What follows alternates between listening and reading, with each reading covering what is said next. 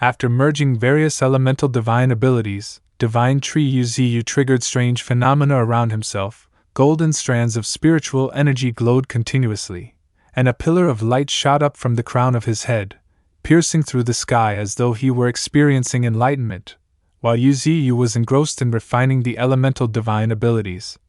A group of uninvited guests quietly approached from the depths of outer space. 3 strange meteorite-like objects streaked across the cosmos, heading directly for Azure Star without pause. Within these meteorites was a vast internal space, housing bizarre creatures with indistinct, obscured faces. Suddenly, a creature resembling a golden ant with a sleek, glossy black exoskeleton entered from the outside. It knelt on one knee, respectfully reporting, "My lord, our patrol has discovered a fully developed life-bearing planet." The being referred to as the Lord, who had a similar appearance, didn't respond immediately. Instead, it gazed ahead in contemplation. Thus, the fleet of alien-looking vessels and their strange extraterrestrial inhabitants steadily advanced toward Azure Star. Meanwhile, on Blue Star, each month a powerful mutant beast returned to take up its post as guardian. This month, it was the turn of the Golden Monkey, a being at the transcendent rank 5. After its advancement, its appearance had undergone slight changes, though nothing too striking compared to other beasts. The next guardian scheduled to take over the post was the Thunder Dragon. This dragon did not travel via Yuzu's void path, nor did it use Blue Star's specialized wormhole located at Misty Mountains. The solar system in which Blue Star resided was very far from Azure Star, but for the Thunder Dragon, traveling at top speed would take just over half a month. This journey was merely part of its personal training. While en route, it suddenly encountered an astonishing sight. Floating in the void ahead of it were massive meteorite-like objects, yet within them lurked unfamiliar alien lifeforms. Confronted with something so strange, the Thunder Dragon instinctively slowed to observe. And in that moment, the first encounter between the Misty Mountains and the mysterious cosmic beings began. At the same time, on Azure Star, everything remained calm and unchanged. As if nothing had happened, Yuzu was still in the midst of fusing elemental divine abilities. Multicolored divine light swirled around him like a fog, completely engulfing his figure, surveying the scene. The Divine Tree couldn't help but marvel. The spiritual energy storm is spinning faster. The fusion of the primary elements is nearly complete. Let's try infusing it with void force. With those words, Divine Tree Yuzu entered the void space. There, the spiritual energy storm raged like a giant tornado, spinning violently. Accompanying it were flashes of blinding lightning, flickering in and out of existence, creating a mesmerizing yet overwhelming display. Sensing the power produced from the fusion of elemental divine forces, he knew clearly that with a bit more time, he could fully refine the true essence of elemental power, and from there, it would evolve into a divine ability even more terrifying. Back on Earth, within the Misty Mountains, the sky was overcast with dense clouds. Dim sunlight peeked through, casting a gloomy atmosphere. Deep within a cave in the Golden Monkey's territory, a humanoid creature was hastily reporting critical news. Suddenly, a shocked voice came from the Golden Monkey. "What? The Thunder Dragon encountered a group of extraterrestrial beings on its way here?" The Golden Monkey's expression turned grave. It rose swiftly, gripping a staff forged from the wood of Divine Tree Yuzu, its eyes sharp and fixed on the messenger. The one reporting was an elven warrior stationed at Misty Mountains, who continued urgently. The Thunder Dragon discovered unfamiliar lifeforms and simultaneously sensed a deeply ominous presence. It felt as though they were on the verge of erupting with violence. As he spoke, fear and wariness were clearly visible in the elf's eyes. Upon hearing the full report, the Golden Monkey furrowed its brow, deep in thought. Unidentified lifeforms, and they even made a rank 5 transcendent like the Thunder Dragon uneasy.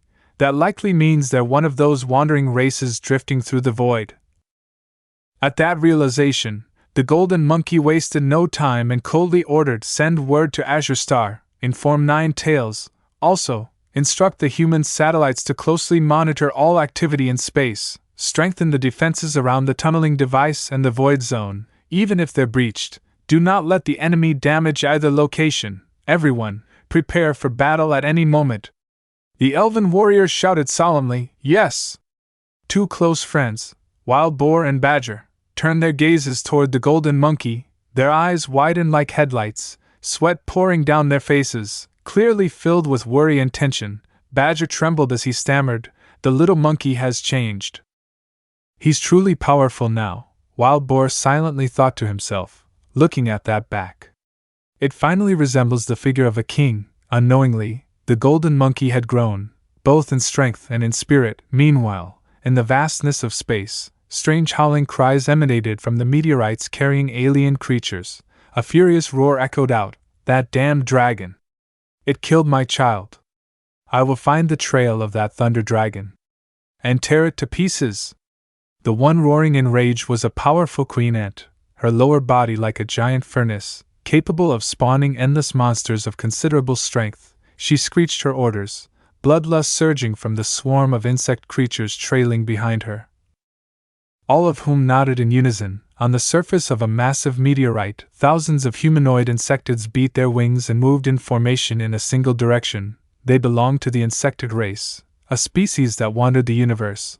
Wherever they passed, no grass would grow again. They were bringers of devastation. Now, they were gathering their legions, determined to find the thunder dragon and rip it to shreds. Their commander roared, "Find that dragon! Do not let it survive!" Back on Azure Star, inside the Tower of Divine Ones, a colossal, angular structure standing proudly in the vast open space, a mangled corpse of one of the insectids, slain by the thunder dragon, lay sprawled on the cold floor, its upper half barely intact. Bull Demon stared at the body in astonishment. "Truly a creature I've never seen before," Thunder Dragon continued, "but I haven't dared to approach the 3 massive meteorites yet. I've already slain 10 of their kind," Yui responded calmly. "I've assigned someone to analyze their DNA. We'll have a detailed report soon."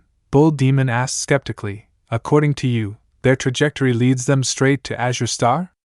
Golden Ant, with a confident voice, declared, "Even if they arrive, they'll just become prey for me to annihilate." Bull Demon remained cautious and gave a loud order, "Announce martial law to the entire world. Prepare for global war." Scene shift. Elsewhere, on a high tree branch, Nine Tails and Xiaoling stood firmly. Xiaoling asked, "Are those the insectids from beyond the starfield?" Nine Tails nodded. "Yes." Xiaoling's gaze never left the place where Yuziyu was undergoing his breakthrough. She whispered, "Don't tell Master for now, he's at a critical moment." Right then, a sudden fluttering of wings appeared before Nine Tails and Xiaoling. "Let me go," a voice said. "I can fly freely through space." Xiaoling looked in surprise. It was the Phoenix. The Phoenix ignored Xiaoling's astonishment and continued, "Fighting in space poses no pressure for me." At that moment, Emperor Crocodile flew over, wings flapping. "I'll go too," a crocodile and a phoenix, both volunteering to take the lead into battle, their eyes meeting Xiaoling's. Xiaoling looked out into the cosmos, her voice slow but resolute. "Not just you two. We'll need to gather even more allies."